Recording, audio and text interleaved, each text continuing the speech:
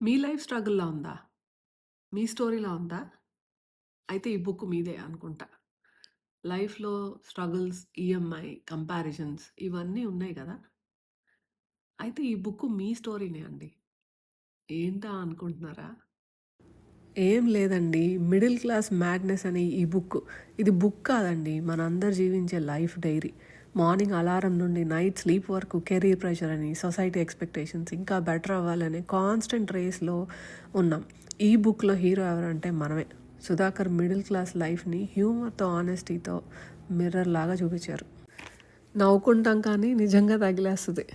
Success అంటే ఏంటో, happiness అంటే ఏంటో, సొసైటీ డిఫైన్ చేసిన డ్రీమ్స్‌ని మనం ఎలా క్యారీ చేస్తున్నామో సింపుల్ లాంగ్వేజ్‌లో చెప్పారు.